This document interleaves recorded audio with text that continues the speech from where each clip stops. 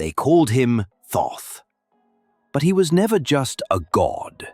He was the echo of something far older and far stranger. In Egyptian lore, Thoth was the god of wisdom, language, writing, and time. But if you stop there, you're only scratching the surface. Because Thoth wasn't worshipped like other deities, he was consulted, called upon not as a savior, but as an architect of thought itself. The ancient Egyptians depicted him with the head of an ibis, or sometimes a baboon, not randomly, but symbolically. The ibis, with its curved beak, mirrored the shape of the crescent moon, because Thoth was the moon, the counterbalance to Ra, the sun, the watcher in the dark, the silent observer of time. But Thoth's real domain, consciousness. Think about it.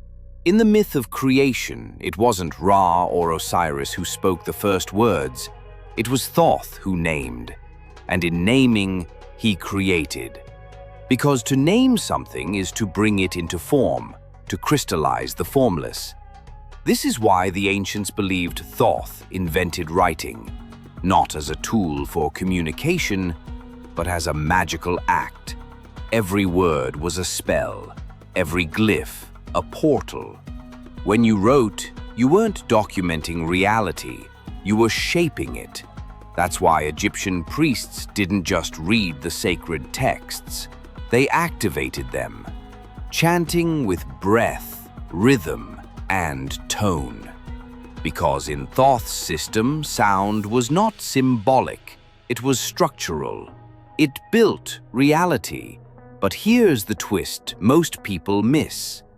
Thoth wasn't Egyptian, not originally.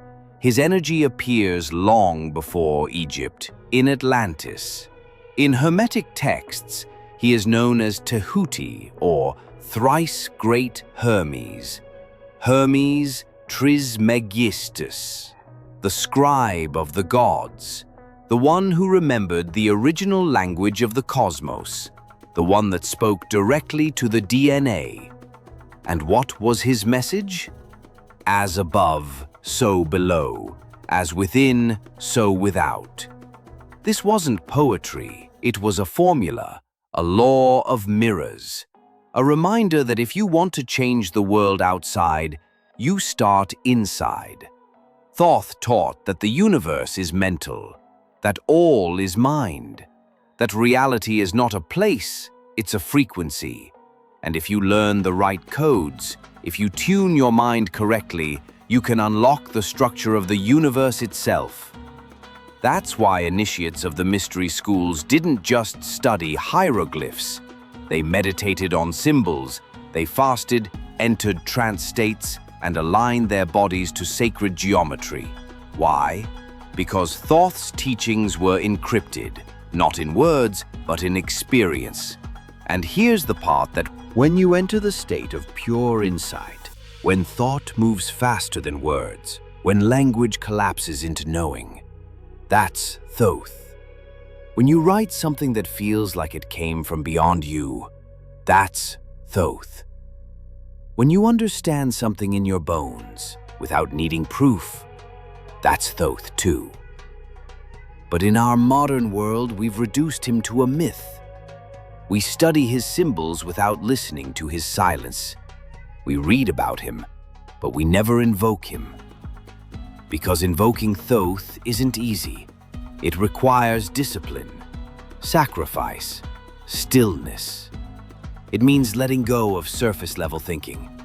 It means becoming a vessel, not for knowledge, but for gnosis. The ancient scribes knew this.